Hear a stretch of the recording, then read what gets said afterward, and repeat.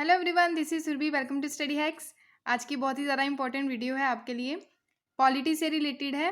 Last हमने जो start किया था फंडामेंटल राइट्स, हमने इसकी स्टार्टिंग कर दी थी, बिगनिंग कर दी थी। तो हमने फंडामेंटल राइट्स के जो फीचर्स हैं उसको हमने डिस्कस किया था। तो आज जो है फंडामेंटल राइट्स जो रहेंगे आपके, वो बिगनिंग से हम लोग स्टार्ट करेंगे। बिकॉज हमने लास्ट जो फीचर्स में डिस्कस किया था कि टोटल हमारे फंडामेंटल राइट्स कितने हैं। टोटल पहले कितने राइट्स थे? ओरिजिनली 7 थे। उसमें से कौन सा डिलीट कर दिया गया? राइट टू प्रॉपर्टी, जो आर्टिकल 31 के तहत आता था। तो अभी इन प्रेजेंट कितने आपके फंडामेंटल राइट्स हैं? 6 है टोटली। तो पहला हमने कौन सा डिस्कस किया था? Right to equality. Right to equality हमने डिस्कस किया। ठीक है, शॉर्ट फॉर्म में लिख रही हूँ, आर्टिकल 14 to 18 तक। उसके बाद right to freedom. Right to freedom भी हम लोगों ने इसके बारे में पढ़ा। ठीक है, ओवरव्यू लिया, जो आर्टिकल 19 to 22 तक आता है। ठीक है, उसके बाद हमने राइट अगेंस्ट एक्सप्लॉयटेशन, यानी कि शोषण के विरुद्ध अधिकार जो है, यानी कि शोषण अगर हो रहा है सोसाइटी में तो उसके विरुद्ध हमने क्या आवाज़ उठानी है। ठीक है, एक्सप्लॉयटेशन आर्टिकल कहाँ से कहाँ तक? आर्टिकल 23 से 24 तक। बहुत ही ज़्यादा इंपॉर्टेंट है ये। ठीक है, उसके बाद हमने क्या पढ़ा? Cultural and educational rights.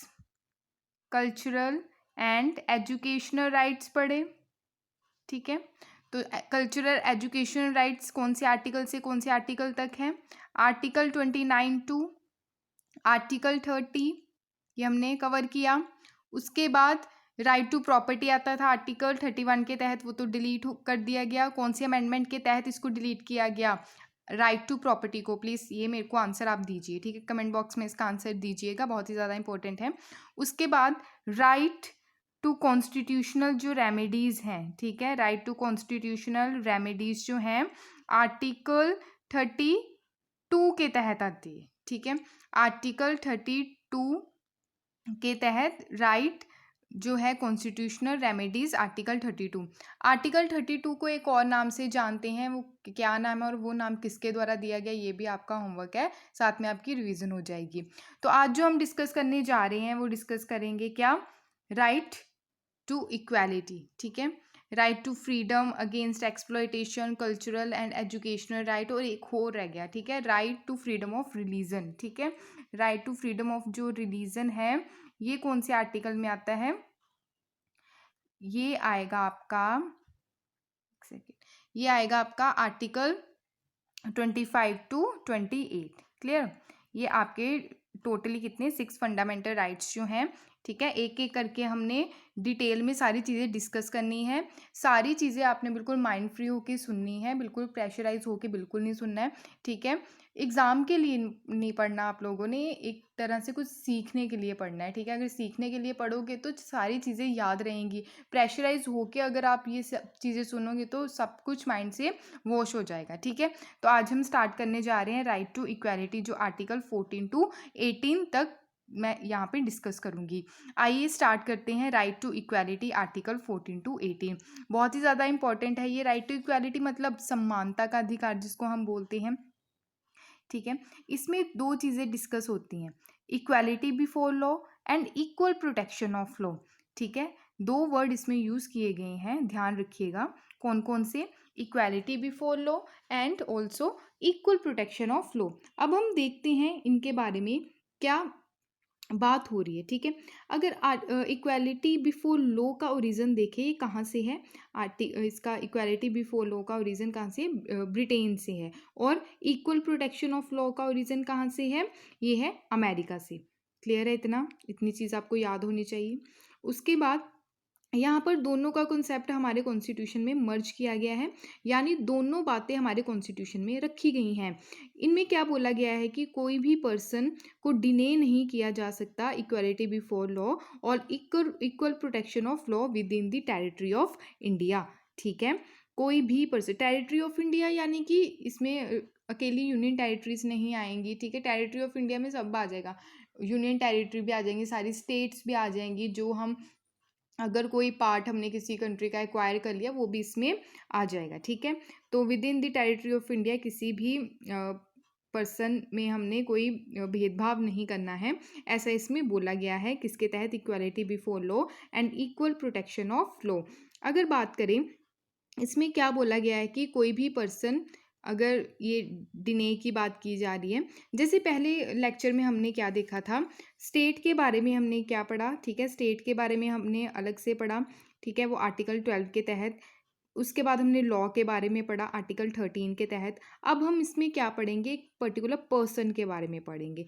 Particular person जो है उसमें इंक्लूड है, ओनली पर्सन नहीं है, लीगल पर्सन, जैसे स्टैट्यूटरी कॉर्पोरेशन आ गया, कंपनीज आ गई, रजिस्ट्रेशन सोसाइटी आ गई, और other type of legal person जो हैं, ये सारी चीज़ें इसमें इंक्लूडेड हैं, ठीक है। तो पर्सन के अंडर कोई भी स्टैट्यूटरी कॉर्पोरेशन आ सकता है, कंपनी आ सकती है, रजिस्ट्रेशन सोसाइटी आ सकती है। आई होप आपको इतना क्लियर हुआ होगा, ठीक है। और इसमें क्या, सिटीज़न भी आ सकते हैं जो प्रॉपर वे में इंडिया का सिटीज़न बना हो। अगर बात करें यहाँ पे इक्वालिटी बिफोर लॉ और इक्वल प्रोटेक्शन ऑफ लॉ, इसकी अगर हम बात करें तो इक्वालिटी बिफोर लॉ में अगर बात करें, कॉन्सेप्ट जो है इसका इक्वालिटी बिफोर लॉ का, ये नेगेटिव इसको भी बोला जाता है, ठीक है। इसके कॉन्सेप्ट को नेगेटिव बोला जाता है और इसको क्या, पॉजिटिव कॉन्सेप्ट बोला जाता है, ठीक है। क्यों बोला जाता है वो भी हम देख लेते हैं अभी। देखिए, लाइक इनडायरेक्ट टैक्स, आप इसको ऐसे समझ सकते हैं जैसे इनडायरेक्ट टैक्स आप देते हैं ना, ठीक है, तो कोई भी डिस्क्रिमिनेशन देखने को नहीं मिलता, चाहे रिच हो पुअर हो, ये हमने करंट अफेयर के लेक्चर में भी डिस्कस किया था, ठीक है। जो जीएसटी से रिलेटेड जब हमने जीएसटी डे सेलिब्रेट कर रहे थे, जीएसटी डे हमने कब सेलिब्रेट किया, ठीक है, और जीएसटी कब इम्प्लीमेंट की गई, ये भी आपका होमवर्क है, प्लीज़ आप लोग कमेंट बॉक्स में इसका आंसर बताइएगा, ठीक है। जैसे हम जीएसटी पे करते हैं, चाहे वो पुअर हो, रिच हो, कोई भी कम्युनिटी का हो, ठीक है, उसकी सैलरी कितनी भी हो, ज़्यादा हो, कम हो, तो उसको क्या करना पड़ता है, इनडायरेक्ट टैक्स पे करना पड़ता है, ठीक है, किसी भी प्रोडक्ट पे। अगर इक्वल प्रोटेक्शन ऑफ लॉ की बात करें, ये आप समझ सकते हैं लाइक डायरेक्ट टैक्स, ठीक है, जैसे एनुअली सैलरी के हिसाब से किस पर्सन की कितनी सैलरी है उसी के हिसाब से उसको उतना ही टैक्स पे करना पड़ता है, ठीक है। सबको एक इसमें क्या रहेगा, सबको एक तरीके से देखना, ठीक है, कोई भेदभाव नहीं करना। और इक्वल प्रोटेक्शन ऑफ लॉ की अगर बात करें, यानी गरीब आदमी पर टैक्स कम लगेगा और अमीर आदमी पर ज़्यादा लगेगा, ठीक है, ऐसी चीज़ों को देखना, ठीक है। अगर बात करें इक्वालिटी बिफोर लॉ में कोई भी स्पेशल प्रिविलेजेस नहीं है, ठीक है, चाहे कोई भी लेवल का हो उसको एक ही तरीके से देखा जाएगा यहाँ पर। अगर इक्वल प्रोटेक्शन ऑफ लॉ की बात करें तो equal protection of law implement करने के लिए आप लोगों को इक्वल अपॉर्चुनिटी प्रोवाइड करवानी पड़ेगी सबको, ठीक है, सबको लेवल प्लेइंग फील्ड प्रोवाइड करवाना पड़ेगा, ठीक है। यानी अगर बात करें, यानी इक्वल प्रोटेक्शन उन पे इम्प्लीमेंट करनी है जो इक्वल स्टेटस में है, इक्वल हैं सब यहाँ पर, ठीक है। तो ये सारी चीज़ें किस में है, इक्वल प्रोटेक्शन ऑफ लॉ। अगर इक्वालिटी बिफोर लॉ की बात करें, लॉ ऑफ लैंड, ये हम आगे कॉन्सेप्ट पढ़ेंगे। जैसे आप यहाँ पे देखिए कॉन्सेप्ट जो है, ठीक है, ये मैंने आपको बता दिया कि जो इक्वालिटी बिफोर लॉ जो है ब्रिटिशर ओरिजिन, यानी कि इसका ओरिजिन कहाँ से हुआ है, ब्रिटिशर ओरिजिन से, और ये इक्वल प्रोटेक्शन ऑफ लॉ जो है अमेरिकन कॉन्स्टिट्यूशन से इसका ओरिजिन है। अगर फर्स्ट कॉन्सेप्ट की अगर बात करें तो, ठीक है, यानी कि इक्वालिटी बिफोर लॉ की बात करें तो absence of any special privileges in favour of any person, मतलब कि absence of any special privileges, यानी कि जो विशेष अधिकार दिए जाते हैं किसी भी पर्सन को, ठीक है, कोई भेदभाव नहीं करना है उसमें। इक्वल सब्जेक्शन होना चाहिए ऑल पर्सन में, ऑर्डिनरी लॉ के तहत, ordinary law of the land के तहत, ठीक है, ताकि लॉ ऑफ लैंड सबसे ऊपर रहेगा। मीन्स जो लॉ बना दिया है वो सबके लिए है, उसमें कोई डिस्क्रिमिनेशन देखने को नहीं मिलेगा। नो पर्सन, चाहे वो कोई भी पर्सन, चाहे वो रिच हो पुअर हो, हाई हो लो हो, ऑफिशियल हो नॉन ऑफिशियल हो, सबके लिए लॉ एक बराबर है, लॉ से ऊपर कोई चीज़ नहीं है। ये किस में बोला गया, इक्वालिटी बिफोर लॉ। अगर सेकंड कॉन्सेप्ट की अगर हम बात करें तो, यानी कि इक्वल प्रोटेक्शन ऑफ लॉ की बात करें, इक्वल ट्रीटमेंट देना है अंडर इक्वल सर्कमस्टांसिस, यानी कि both privileges and liabilities impose जो की जाएगी लॉ के द्वारा, ठीक है, इक्वालिटी और इक्विटी। यहाँ पिक में भी देख सकते हैं, ठीक है। ये जो है ये डिस्क्रिमिनेशन देखने को मिल रहा है, ठीक है। और यहाँ पे इक्विटी क्या है, सबको एक बराबर ये देख रहे हैं, ठीक है। मैच जो देख रहे हैं यहाँ पे बच्चे जो हैं उसको उसको भी अपॉर्चुनिटी मिली है देखने के लिए, ठीक है। ये सारी चीज़ें आप देख सकते हैं। सिमिलर एप्लीकेशन, जो सेम लॉ है, all to person similar situated होना चाहिए, ठीक है। Like should be treated alike without any discrimination. क्या मतलब है इसका? इसका मतलब ये रहेगा, एक जैसे पर्सन का एक जैसे ही ट्रीट करना है, आप लोगों को कोई भी डिस्क्रिमिनेशन नहीं होना चाहिए, ठीक है। एक जैसे पर्सन को एक जैसा ही ट्रीट करना है, डिस्क्रिमिनेशन नहीं देखने को मिलना चाहिए। इस लाइन का यही मतलब है, ठीक है। ये किसके अंडर आती है ये line? Equal protection of law, बहुत ही ज़्यादा इंपॉर्टेंट है, ठीक है। नेक्स्ट है रूल ऑफ लॉ की बात करते हैं। Rule of law, equal equal जो इक्वालिटी बिफोर लॉ जो है, equality before law rule of law से ही निकल के आता है, ठीक है। इसमें ये कॉन्सेप्ट बताया गया, इक्वालिटी बिफोर लॉ जो है वो रूल ऑफ लॉ से ही निकल के आता है। ये किसके द्वारा डिस्क्राइब किया गया? एवी डाइसी। एवी डाइसी कौन थे? ये ब्रिटिश जूडिश थे, ठीक है। कॉन्सेप्ट जो निकल के आया 3 एलिमेंट्स के तहत, इनके द्वारा कॉन्सेप्ट दिया गया, किनके द्वारा? एवी डाइसी के द्वारा, ठीक है। एवी डाइसी ने 3 एलिमेंट दिए। इस एलिमेंट्स के तहत, यानी कि जो 3 एलिमेंट दिए, 2 जो हैं इनमें से, ठीक है, फर्स्ट 2 जो हैं ये हमारी कंट्री में इम्प्लीमेंट होते हैं, बट अगर थर्ड की बात करें तो ये हमारी कंट्री में इम्प्लीमेंट नहीं होता, ठीक है। अभी हम देख लेते हैं क्या क्या इसमें बातें की गई हैं। जो 3 एलिमेंट्स दिए गए हैं, किसके द्वारा? एवी डाइसी के द्वारा, ये नाम याद रखिएगा। पहले हम बात करते हैं एब्सेंस ऑफ आर्बिट्रेरी पावर। पहले तो ये पता होना चाहिए कि आर्बिट्रेरी पावर होती क्या है।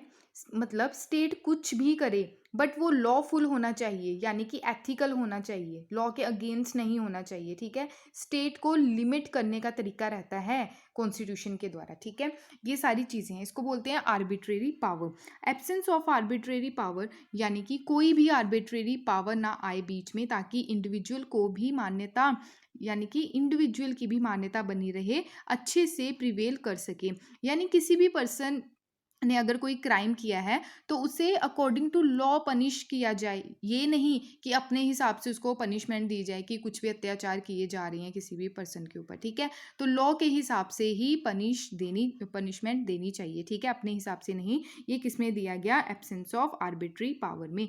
आई होप आपको इतनी चीज़ क्लियर हुई होगी। नेक्स्ट है इक्वालिटी बिफोर लॉ। ये हमने पहले ही पढ़ा कि इक्वल सब्जेक्शन होना चाहिए और सिटीजन्स के लिए, चाहे वो रिच हो, पुअर हो, चाहे हाई कास्ट का हो, लो कास्ट का हो, कुछ भी, ऑफिशियल हो, नॉन ऑफिशियल हो, ठीक है।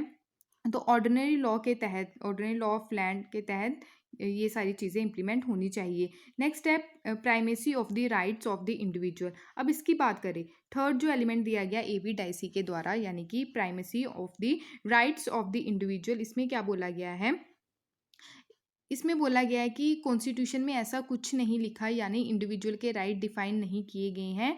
ये यूके की बात की जा रही है, ठीक है।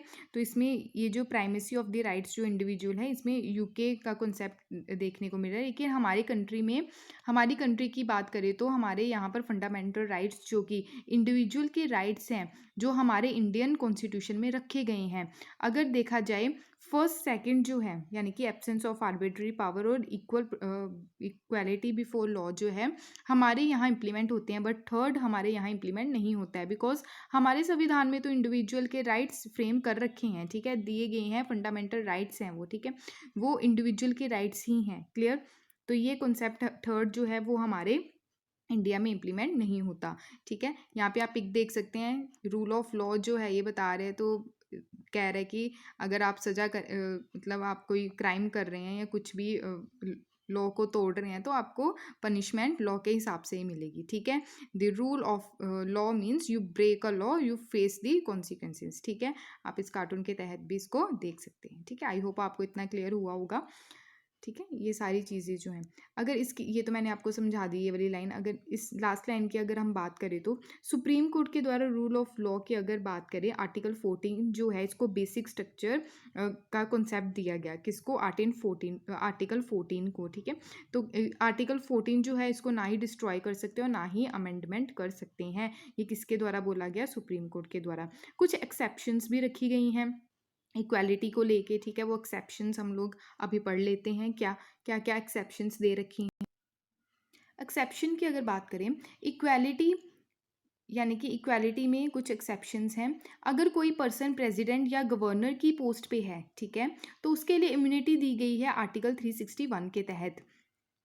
प्रेसिडेंट और गवर्नर की बात करें, जब वो अपने ऑफिस के ड्यूरेशन में या टाइम ड्यूरेशन में, तो वो आंसरेबल नहीं है किसी भी कोर्ट में, या फिर पावर और ड्यूटी ऑफ द ऑफिस अगर वो परफॉर्म कर रहे हैं अपनी।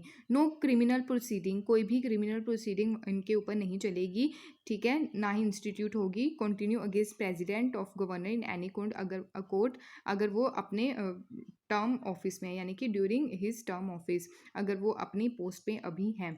नो प्रोसेस, यानी कि अरेस्ट और इम्प्रिजनमेंट का जो प्रोसेस है ये भी नहीं चलेगा प्रेसिडेंट और गवर्नर के ऊपर अगर वो अपनी टर्म ड्यूरेशन में है तो। No civil proceeding against president और governor shall be instituted term of office in any court respect of act done by him in his personal capacity. Article 361 ए का मतलब अमेंडमेंट करके इसको ऐड किया गया है। आर्टिकल 361 ए की अगर बात करें, कोई भी व्यक्ति अगर प्रेसिडेंट या गवर्नर की पोस्ट पे है, ठीक है, any civil and criminal proceeding इनके ऊपर नहीं चलेगी। Respect of publication in a newspaper, जैसे न्यूज़पेपर में ये सारी चीज़ें देखने को मिलती हैं, रेडियो टेलीविज़न में substantially true report any proceeding other house of parliament और अदर हाउस ऑफ लेजिस्लेचर। अगर हाउस ऑफ पार्लियामेंट की बात करें, नो मेंबर ऑफ पार्लियामेंट, यानी कि कोई भी जो MP है वो लाइबल नहीं है प्रोसीडिंग के लिए एनी कोर्ट, क्लियर, अगर वो यानी कि टर्म ऑफ ऑफिस में है। आर्टिकल 194 ये स्टेट लेजिस्लेचर के लिए है। आर्टिकल 31C काफ़ी इंपॉर्टेंट है, इसके बारे में अभी हम बात कर लेते हैं। आर्टिकल 31C जो है ये क्या बात करता है, सुप्रीम कोर्ट ने ये भी बोला है कि यहाँ पर आर्टिकल 30C आ जाएगा, वहाँ पर आएगा जहाँ आर्टिकल, अगर मैं आपको बोलूँ, आर्टिकल 13C अगर पिक्चर में आ जाएगा तो आर्टिकल 14 ख़त्म हो जाएगा। फंडामेंटल राइट जो वर्क नहीं करेगा, बिकॉज ये directive principle of state policy को इम्प्लीमेंट करने का प्रोसीजर है आर्टिकल 31C। आई होप आपको ये सारी चीज़ क्लियर हुई होंगी। नेक्स्ट अगर बात करें, foreigners, sovereigns, rulers, ambassadors and diplomat enjoy immunity, यानी कि अम्बेसडर जो अलग अलग कंट्री के हमारी कंट्री में हैं, ठीक है, तो उनके ऊपर भी ये सारी जो प्रोसीजर है ये इम्प्लीमेंट नहीं होगा, ठीक है, एक्सेप्शंस दी गई हैं, क्लियर। अगर कोई अम्बेसडर कोई ऐसी गलती कर दे तो उसको हम सज़ा नहीं दे सकते, उसको उसकी कंट्री में भेजा जाएगा, वहाँ जाके उसके ऊपर प्रोसीडिंग सारी चलेगी, ठीक है। ऐसे क्या रहेगा, हमारी जो अनदर कंट्री के साथ अगर हम अम्बेसडर्स को या डिप्लोमेट्स को सज़ा देंगे तो अनदर कंट्री के साथ हमारे जो रिलेशंस है वो ख़राब होने के चांसेस हो जाते हैं, क्योंकि जो अम्बेसडर्स रहते हैं वो अपनी कंट्री को यहाँ पे रिप्रेजेंट करते हैं, ठीक है। यूनाइटेड नेशन ऑर्गेनाइजेशन और जो एजेंसीज है वो इन्जॉय करती है डिप्लोमेटिक इम्यूनिटीज़। आई होप आपको इतना समझ आया होगा। नेक्स्ट है, वो था आर्टिकल 14, हमने पूरा कंप्लीट डिस्कस कर लिया। अगर फिर भी कोई डाउट हो तो प्लीज़ आप मेरे से डिस्कस कर लीजिए। आर्टिकल 15 की बात करें, यानी कि prohibition of discrimination of certain ground. Article 15 आपने मूवी देखी है, अगर आपने आर्टिकल 50 मूवी देखी है 15, तो आपको सारी चीज़ें क्लियर हुई होंगी, ठीक है, कि आर्टिकल 15 में बात क्या की जा रही है कि ग्राउंड लेवल पे डिस्क्रिमिनेशन नहीं करना। डिस्क्रिमिनेशन का मतलब क्या रहता है, भेदभाव नहीं करना है ग्राउंड लेवल पे, ठीक है, इसकी मनाही है, इतना इसमें बोला जा रहा है। नॉर्मली अगर देखें तो 5 ग्राउंड्स पे डिस्क्रिमिनेशन होता है। 5 ग्राउंड्स कौन कौन से आप देख सकते हैं, आर्टिकल 15 के तहत की बात हो रही है। ओनली 5 ग्राउंड्स में क्या होता है, डिस्क्रिमिनेशन देखने को मिलता है। Religion, race, caste, sex, place of birth, यानी कि धर्म, कास्ट, किसी भी कास्ट के बिहाफ पे, सेक्स यानी कि जेंडर बेस पे, male and female, okay, place of birth, इन 5 जो एलिमेंट्स हैं, ठीक है, 5 जो ग्राउंड्स हैं, इसके ऊपर आपको डिस्क्रिमिनेशन देखने को मिलता है। तो कॉन्स्टिट्यूशन में क्या बोला गया है, ये बोला गया है कि ये ओनली 5 ग्राउंड्स, कॉन्स्टिट्यूशन में ये बोला गया है कि ओनली ये 5 ग्राउंड्स नहीं होने चाहिए कि इन्हीं के बेस पे डिस्क्रिमिनेशन किया जाए, यानी कि ये सेकेंडरी पार्ट होना चाहिए, बट डिस्क्रिमिनेशन का फर्स्ट पार्ट नहीं इसे बोल सकते, ओके। अगर क्रूशियल 2 वर्ड्स देखने को मिलते हैं, एक तो डिस्क्रिमिनेशन और एक ओनली, ठीक है, 2 क्रूशियल वर्ड्स हैं ये, डिस्क्रिमिनेशन और ओनली। ओनली का मीन्स जो है 5 ग्राउंड्स पे, इन 5 ग्राउंड्स पर आप लोगों को ओनली इन 5 ग्राउंड्स पर डिस्क्रिमिनेशन नहीं करना है। इनके अलावा मतलब 6, यानी कि जो 6 ग्राउंड्स इनके अलावा अगर कोई और ऐड हो जाए, सिक्स्थ ऐड हो जाए इन ग्राउंड्स में, ठीक है, तो वो सेकेंडरी, इनको सेकेंडरी पार्ट हम बोल सकते हैं, ठीक है। अगर बात करें तो सेकंड प्रोविज़न जो दे रखा है आर्टिकल 15 का, आर्टिकल 15 का जो सेकंड प्रोसीजर है कि जैसे डिस्क्रिमिनेशन देखने को मिलता था ना कि शॉप्स पे, पब्लिक रेस्टोरेंट पे, ठीक है, होटल्स में एंटर नहीं करने देना, एंटरटेनमेंट के जो पब्लिक एंटरटेनमेंट का जो एरिया है वहाँ पे एंट्री की मनाही है। तो पहले जो एरिया में, यानी कि पहले टाइम में हिस्ट्री में अगर आप देखें तो लोगों को जो लो कास्ट के रहते थे, ठीक है, तो उनको कुएं से पानी भरने नहीं दिया जाता था, टैंक को हाथ नहीं लगाने देना, बाथिंग घाट्स पे नहीं जाने देना, रोड प्लेसेस, पब्लिक रिजोर्ट्स का जो यूज़ है वो नहीं करने देना, partly state funds dedicate use to generally public, ठीक है। ये जो प्रोविजंस है इसमें दिए गए हैं, ये सब चीज़ों की मनाही करते हैं, ठीक है, रोकते हैं, डिस्क्रिमिनेशन नहीं करना स्टेट एंड प्राइवेट इंडिविजुअल में। क्लियर। फॉर्मर प्रोविजंस देखिए, prohibition discrimination only by the state, यानी कि स्टेट के द्वारा भी कोई डिस्क्रिमिनेशन नहीं किया जाना चाहिए, ये इस पार्ट में बोला गया है। आई होप आपको इतनी चीज़ क्लियर हुई होगी। 4 एक्सेप्शंस भी दिए गए हैं कि इनको डिस्क्रिमिनेशन नहीं माना जा सकता।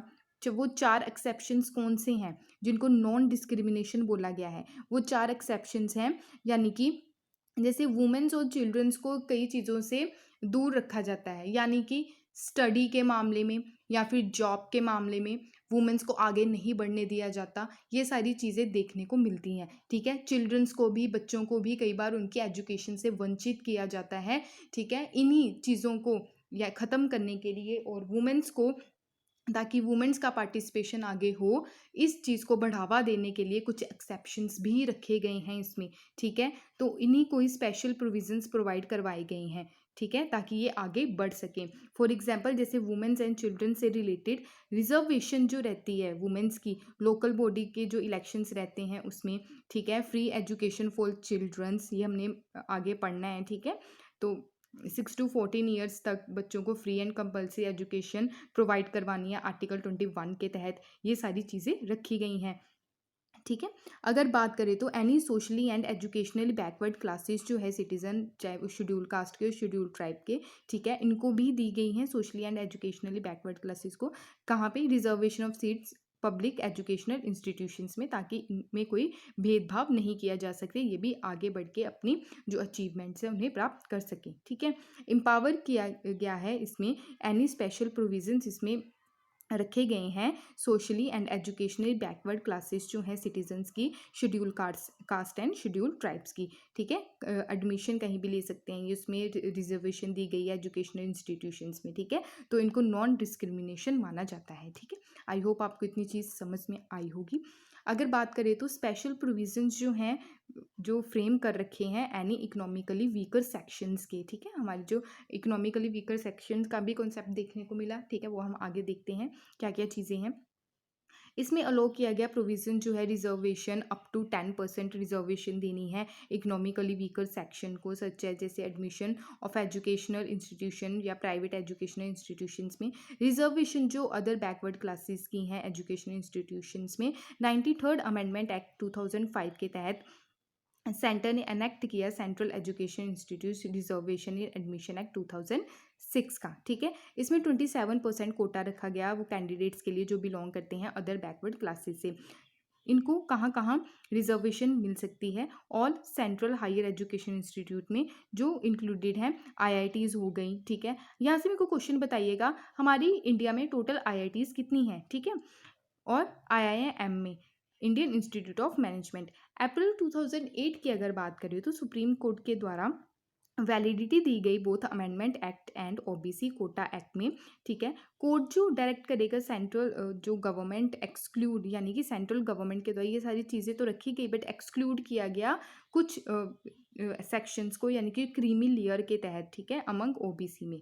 क्लियर, जो इम्प्लीमेंट किया गया। ओके, क्रीमी लेयर का कॉन्सेप्ट क्या होता है ये भी हम अभी देखते हैं। Creamy layer, non creamy layer क्या है, क्रीमी लेयर ये भी हम पढ़ेंगे, ठीक है। क्रीमी लेयर क्या है?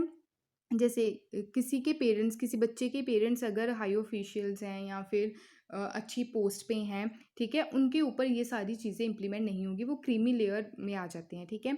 फॉलोइंग कैटेगरीज रखी गई हैं जिनको ये कोटा जो है कोटा बेनिफिट नहीं मिलता, ठीक है, वो क्रीमी लेयर के कॉन्सेप्ट में आता है। पर्सन जो होल्ड कर रहा है कॉन्स्टिट्यूशनल पोस्ट, अगर कोई पर्सन है, ठीक है, अगर किसी बच्चे के जो पेरेंट हैं अगर वो कॉन्स्टिट्यूशनल पोस्ट को होल्ड कर रहे हैं, लाइक जैसे प्रेसिडेंट, वाइस प्रेसिडेंट, जज of supreme court, high court, chairman and members of UPSC, ठीक है, election commission, CAG, controller and auditor general of India and so on, तो इनको इस कोटे से वंचित रखा गया है। Clear. Group A, class 1, group B, ठीक है, जितने ऑफिसर हैं, all India central and state services, ये सारी चीज़ें। पर्सन जो है रैंक होल्ड कर रहा है कर्नल या above in army, equivalent post navy, air force, parliamentary, paramilitary forces जो हैं, ठीक है। प्रोफेशनल जैसे डॉक्टर्स हैं, लॉयर्स हैं, अच्छे इंजीनियर्स हैं, आर्टिस्ट हैं, ऑथर्स हैं, ठीक है, तो ये सब लोगों को क्रीमी लेयर के अंडर रखा गया है, ठीक है, तो इनको कोटा बेनिफिट नहीं मिलता। ओके, ये सारा कॉन्सेप्ट है क्रीमी लेयर का। तो ये सारा मुद्दा काफ़ी देखने को भी मिलता है, ठीक है, इंडिया में काफ़ी इशू भी है इसके चलते। पर्सन जो है अंगेज कर रहा है ट्रेड, बिजनेस, इंडस्ट्री, होल्ड कर रहा है agriculture land above certain limited, यानी कि लैंड जो है बहुत सारी लैंड है उसके पास, ठीक है। वैकेंट लैंड और building urban area. Person across annual income जिसकी 8 लाख है, ठीक है, अच्छा खासा कमा रहा है वो, एग्जेम्पशन लिमिटेड है। 1993 में क्रीमी लेयर जो है वो इसको इंट्रोड्यूस किया गया था। इट वॉज 1 लाख, ठीक है, स्टार्टिंग में। इट वॉज कॉन्स्टिट्यूटली रिवाइज किया गया इसको 2.5 लाख, फिर 4.5 लाख 2008 में, 6 लाख अभी 2017 में, 8 लाख इसको रख दिया गया है, ठीक है। तो ये सारी चीज़ें जो हैं, जितने भी प्रोविजंस मैंने अभी ये बताए हैं, इनको कोटा बेनिफिट नहीं मिलता। ओके, अगर बात करें इकोनॉमिकली वीकर सेक्शन की, इकोनॉमिकली वीकर सेक्शन जो है, पहले तो आपको ये बता दूं कि इसको ऐड कब किया गया। 103 कॉन्स्टिट्यूशनल अमेंडमेंट एक्ट कब आया, 2019 में, इसके तहत इसको ऐड किया गया और प्रोवाइड करवाएगी 10% रिजर्वेशन किसको, इकोनॉमिकली वीकर सेक्शन को। ओके, आई होप आपको इतनी चीज़ क्लियर हुई होगी। आर्टिकल जो है वो मैंने अभी आपको बताया, ठीक है, उसका एक बार फिर से रिवाइज कर लीजिएगा। एलिजिबिलिटी अगर देखें तो किसको ये सर्टिफिकेशन मिलेगा, फैमिली की अगर इनकम लेस देन 8 लाख है पर एनम उनको, एग्रीकल्चर अगर लैंड जिसके पास लेस देन 5 एकड़ है, ठीक है, उनको ये एलिजिबल हैं। Residential flat less than 1000 square feet, residential plot less than 100 to 200 square yard, ठीक है, तो ये सारे जो क्राइटेरिया हैं ये एलिजिबल हो जाते हैं, जिन जो क्राइटेरिया फुलफिल कर रहे हैं उनको इकोनॉमिकली वीकर सेक्शन का सर्टिफिकेट मिल जाता है, ठीक है। नेक्स्ट है, काफ़ी इंपॉर्टेंट है, equality of opportunity in public employment. अगर इसकी बात करें तो आर्टिकल 16 के तहत इसकी बातें की गई हैं, यानी कि पब्लिक अपॉर्चुनिटी, इक्वल अपॉर्चुनिटी मतलब लोगों को इक्वल अपॉर्चुनिटी प्रोवाइड करना, चाहे वो वुमेन हो, ठीक है, चाहे हिंदू हो, मुस्लिम हो, चाहे कोई भी कास्ट से हो, ठीक है, चाहे कोई भी लैंग्वेज बोलता हो, ठीक है, उसको क्या डिस्क्रिमिनेट नहीं करना इन सब चीज़ों को लेके, ठीक है। तो आर्टिकल 16 जो है वो इक्वल अपॉर्चुनिटी प्रोवाइड करवाता है, कहाँ पे, पब्लिक एम्प्लॉयमेंट में, ठीक है, employment of to any office under the state. कोई भी सिटीज़न को वंचित नहीं किया जाएगा, यानी कि किसी भी सिटीज़न को डिस्क्रिमिनेट नहीं किया जाएगा in eligible for any employment और ऑफिस अंडर द स्टेट और ग्राउंड, किसी भी बिहाफ पे, ठीक है। आई होप आपको इतनी चीज़ क्लियर हुई होगी। इसके अंडर रिजर्वेशन का जो कॉन्सेप्ट आया, मंडल कमीशन, काफ़ी इंपॉर्टेंट है, ठीक है। मंडल कमीशन 1978 में, मंडल कमीशन से रिजर्वेशन का ही कॉन्सेप्ट निकल के आए हैं, ठीक है। अगर बात करें 1979 की, मंडल कमीशन जो है वो रिजर्वेशन से रिलेटेड है। 1979 में क्या हुआ, मोरारजी देसाई जी की गवर्नमेंट ने अपॉइंट की सेकंड बैकवर्ड क्लास कमीशन, वो किसके अंडर थी, चेयरमैनशिप ऑफ एमपी मंडल के अंडर, ठीक है। इतनी चीज़ आपको क्लियर होनी चाहिए माइंड में। आर्टिकल 340 के तहत, यानी कि आर्टिकल 340 जो हमारे संविधान का है, इसके तहत इन्वेस्टिगेट किया गया जो कंडीशंस है socially and economically backward classes की, ठीक है, इसके अंडर ही क्या किया गया, इन्वेस्टिगेशन की गई। रिपोर्ट इनके द्वारा, यानी कि बीपी मंडल के द्वारा रिपोर्ट जो सबमिट की गई 1980 में, ठीक है, एक ही साल में इन्होंने रिपोर्ट सबमिट कर दी और इस रिपोर्ट में आइडेंटिफाई किया गया 3070 743 जो कास्ट हैं वो socially and economically backward classes से बिलोंग करती हैं। नियरली 52% जो कंपोनेंट देखने को मिले पॉपुलेशन के, यानी कि 52% जो पॉपुलेशन है वो socially and educationally backward classes से बिलोंग करती है। ऐसा इस रिपोर्ट में पेश किया गया, किसके द्वारा? बीपी मंडल के द्वारा। और एक्सक्लूडिंग किया गया इसको, यानी कि only socially and educationally backward classes को ही इसमें इन्वॉल्व किया गया, एक्सक्लूड किया गया शेड्यूल कास्ट और शेड्यूल ट्राइब्स को। कमीशन के द्वारा रिकमेंड किया गया रिजर्वेशन के लिए, किसके लिए? अदर बैकवर्ड क्लासेस के लिए ये भी रिकमेंडेशन दी गई कि 27% रिजर्वेशन प्रोवाइड करवाई जाए गवर्नमेंट जॉब्स में फॉर अदर बैकवर्ड क्लासेस के लिए। टोटल रिजर्वेशन जो है फॉर ऑल, यानी कि टोटल रिजर्वेशन जो है सबको मिला के, यानी कि SC ST OBCs इन तीनों को मिला के 50% होनी चाहिए, इससे ज़्यादा नहीं करनी है आपको, इतना भी बोला गया। ठीक है, आई होप इतनी चीज़ क्लियर हुई होगी। ये किसके अंडर बोला गया? जो कमीशन सेटअप की गई थी मोरारजी देसाई गवर्नमेंट के द्वारा 1979 में, जिसका नाम था बीपी मंडल, जिनके अंडर ये चेयरमैनशिप थी। ठीक है, आफ्टर मतलब 10 साल बाद 1990 में वीपी सिंह की गवर्नमेंट आई, इन्होंने डिक्लेयर की रिजर्वेशन 27% गवर्नमेंट जॉब्स में फॉर ओबीसी के लिए। ठीक है, अगेन 1991 में नरसिम्हा राव की गवर्नमेंट आई, इन्होंने इंट्रोड्यूस किए, यानी कि 2 चेंजेस इनके द्वारा किए गए। प्रेफरेंस दी गई पुअर सेक्शन को, ठीक है, जो हमारे सोसाइटी का पुअर सेक्शन है उसको प्रेफरेंस दी गई। अमंग ओबीसीज में 27% कोटा अडोप्टेशन इसमें रखी गई। इकोनॉमिक क्राइटेरिया भी इसमें रखा गया रिजर्वेशन में। रिजर्वेशन जो है अनदर 10% जॉब्स में दिया जाएगा पुअर सेक्शन को, इकोनॉमिकली बैकवर्ड जो हैं। ठीक है, ये हमने पढ़ा। सेक्शन जो है higher caste who are not covered in any existing scheme reservation. ठीक है, हायर कास्ट को इसमें इसका कोई भी मतलब क्राइटेरिया नहीं है कि हायर कास्ट क्या है, बट इकोनॉमिकली अगर वो बैकवर्ड है, यानी कि इकोनॉमिकली वीकर सेक्शन है, तो उसको 10% जो कोटा है उसमें ये रिजर्वेशन प्रोवाइड करवाई जाएगी। फेमस जो है मंडल केस जो है 1992, ठीक है, ये रिजर्वेशन 10% की बात हो रही है। ठीक है, मंडल केस जो है 1992 का एक्सटेंड जो है किया गया आर्टिकल 69 क्लोज 4 जो है, ये इसमें बोला गया कि ये प्रोवाइड करवाता है reservation jobs in favour of backward classes. ठीक है, only favour of backward classes examine किया गया थ्रूली और सुप्रीम कोर्ट के द्वारा। कोर्ट की बात करें, कोर्ट ने रिजेक्ट कर दी एडिशनल रिजर्वेशन जो थी 10% की, जो अभी आपको देखने को मिली है। ठीक है, पहले इसको रिजेक्ट कर दिया गया था सुप्रीम कोर्ट के द्वारा। ठीक है, पुअर सेक्शन जो है हायर कास्ट का। ठीक है, अपहेल्ड कॉन्स्टिट्यूशनल वैलिडिटी दी गई 27% रिजर्वेशन के लिए, किसको? ओबीसीज को। ठीक है, पहले जो क्राइटेरिया था ये रिजेक्ट कर दिया गया था सुप्रीम कोर्ट के द्वारा। ठीक है, उसके बाद एडवांस सेक्शन जो है अमंग ओबीसी का, उसमें क्रीमी लेयर जो देखने को मिला, कॉन्सेप्ट बताया, इसको एक्सक्लूड किया गया। ठीक है, बेनिफिशियरी रिजर्वेशंस में नो रिजर्वेशन इन प्रमोशन, यानी कि प्रमोशन जो है, प्रमोशन देखने को मिलती है उसमें कोई रिजर्वेशन नहीं रहेगी। Reservation should be confined initially appointment में होगी ओनली। एनी जो एग्जिस्टिंग रिजर्वेशन है प्रमोशन में फॉर कंटिन्यू रहेगी 5 years only up to 1997। Total जो रिजर्व कोटा है, यानी कि 50% से ज़्यादा नहीं होना चाहिए एक्स्ट्रा ऑर्डिनरी सिचुएशंस में अगर देखने को मिले। Rule should be applied every year, ये जो रूल है इससे रिलेटेड ये एवरी ईयर अप्लाई होगा। अगर रूल की बात करें, carry forward rule in case of unfill vacancy is valid. ठीक है, नोट वायलेट 50% रूल, इसको वायलेट नहीं करने, इससे ज़्यादा चीज़ें देखने को नहीं मिलनी चाहिए। परमानेंट स्टैट्यूटरी बॉडी जो है उसको इस्टेब्लिश किया गया, एग्जामाइन किया गया, जो examine complaints of over inclusive and under inclusive list of OBCs. ठीक है, आई होप इतनी चीज़ आपको क्लियर हुई होगी। अगर बात करें तो सुप्रीम कोर्ट के द्वारा कुछ एक्शंस भी लिए गए, जैसे रामनंदन कमेटी अपॉइंट की गई आइडेंटिफाई करने के लिए कि क्रीमी लेयर जो है ओबीसीज में। ठीक है, ये सारी चीज़ों को आइडेंटिफाई किया जाए कौन कौन क्रीमी लेयर में आता है, तो रामनंदन कमेटी के द्वारा सबमिट की गई रिपोर्ट 1993 में। उसके बाद national commission for backward classes को इस्टेब्लिश किया गया, याद रखिएगा इसको। ठीक है, national commission of backward classes को कब इस्टेब्लिश किया गया? 1993 में किया गया। फिर बाद में 102nd अमेंडमेंट जो आया 2018 का, इसके द्वारा इसको कॉन्स्टिट्यूशनल स्टेटस प्रोवाइड करवा दिया गया और न्यू आर्टिकल ऐड किया गया अमेंडमेंट करके, आर्टिकल 338B हमारे संविधान में। ये सारी चीज़ें आपको याद रखनी है। ठीक है, नेक्स्ट है, काफ़ी ज़्यादा इंपॉर्टेंट है, अबॉलिशन ऑफ अनटचेबिलिटी। आर्टिकल 17 क्या कहता है?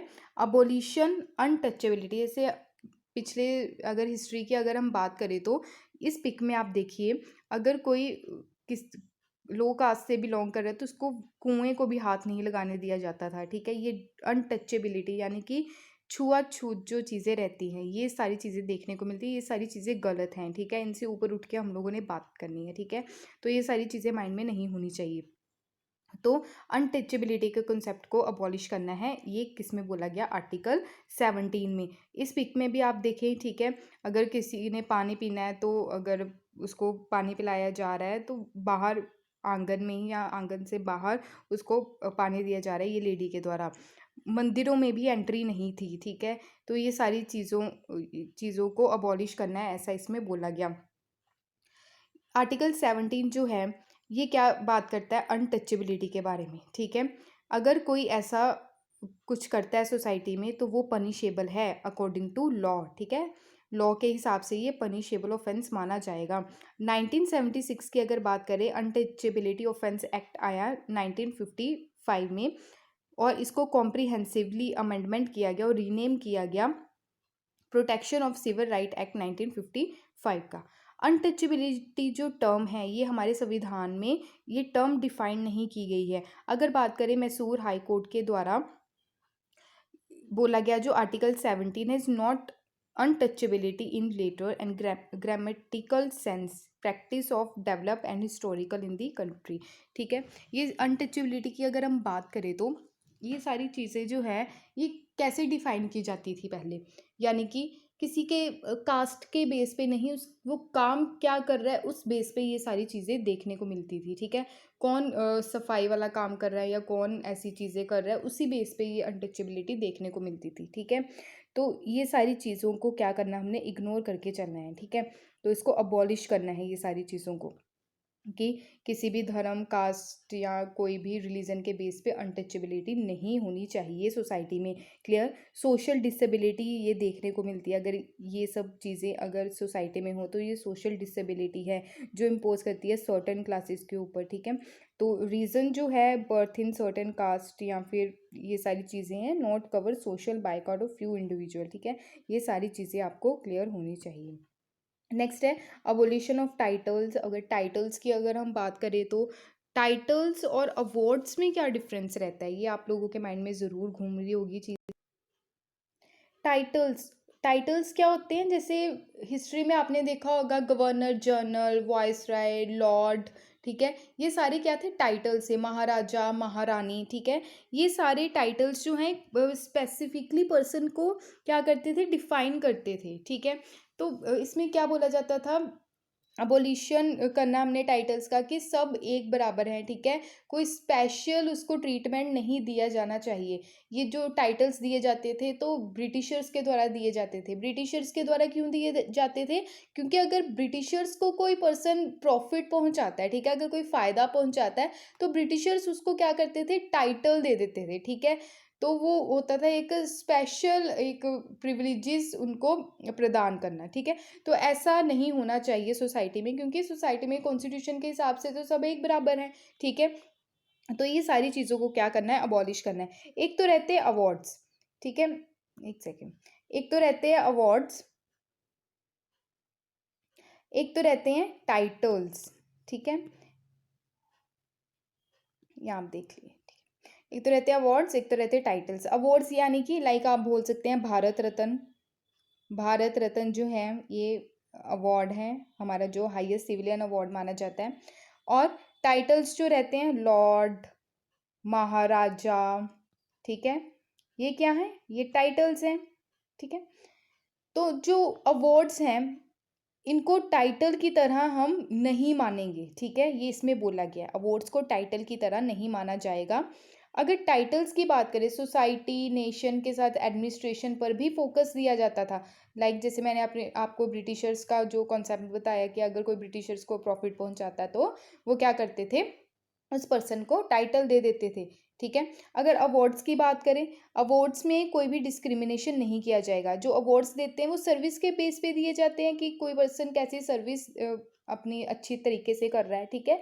अवार्ड्स में कोई डिस्क्रिमिनेशन नहीं देखा जाता, चाहे वो रिलीजन के बेस पे हो, चाहे वो किसी भी कास्ट के बेस पे हो, ठीक है। तो अगर टाइटल्स की बात करें, यहाँ पे ऐसा किया जाता था, यानी कि डिस्क्रिमिनेशन देखा जाता था। एक स्पेशल पर्सनैलिटी एक डिफाइन करते थे कि सोसाइटी की स्पेशल पर्सनैलिटी है, ठीक है। तो ये सारी चीज़ें, आई होप आपको ये सारी चीज़ क्लियर हुई होगी। अगर बात करें इसकी प्रोहिबिट करना, आर्टिकल 18 के तहत जो टाइटल्स हैं उसको प्रोहिबिशन करना, उसका कोई भी अगर टाइटल दे रहा है आपको, ठीक है, उसकी मनाही करना, वो एक्सेप्ट नहीं करना, चाहे वो सिटीज़न हो और फॉरेनर हो, ठीक है। प्रोहिबिशन करना सिटीज़न ऑफ इंडिया जो एक्सेप्ट किए जाते हैं, यानी कि कोई अगर किसी भी पर्सनैलिटी को कोई टाइटल दे रही है कोई भी कंट्री, ठीक है, तो कई सारे टाइटल्स दिए भी जाते हैं, तो उसको एक्सेप्ट नहीं करना, ऐसा इसमें बोला गया।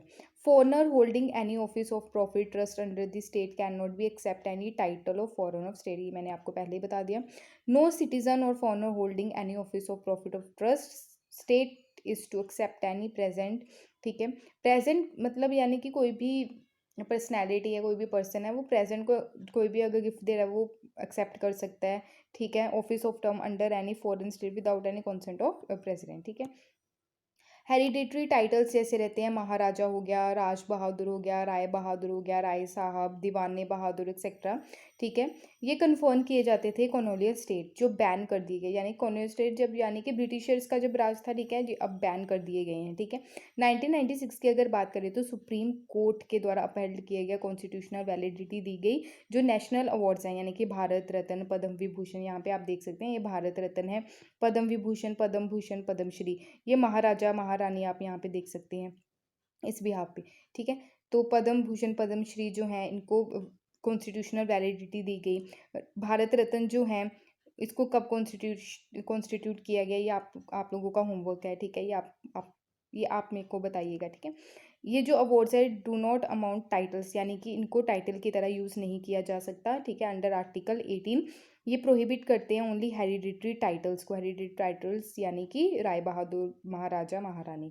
Should not be use suffix and prefix, prefix या सुफिक्स आप बोल सकते हैं, प्रीफिक्स, और जैसे नाम के पहले यूज़ नहीं करना है, जैसे भारत रत्न एपीजे अब्दुल कलाम, जैसे ऐसे यूज़ नहीं कर सकते, भारत रत्न सचिन तेंदुलकर, ये सारी चीज़ें जो रहती हैं, ठीक है।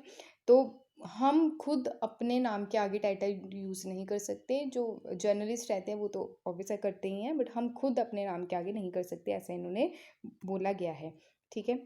तो ये थे इम्पोर्टेंट, आज का बहुत ही ज़्यादा इम्पोर्टेंट टॉपिक था, इससे बहुत सारे क्वेश्चंस निकल के आते हैं, एक एक आर्टिकल को मैं डीपली डिस्कस करूँगी। अगर फिर भी कोई डाउट होगा इससे रिलेटेड तो आप प्लीज़ कमेंट बॉक्स में ज़रूर शेयर कीजिएगा।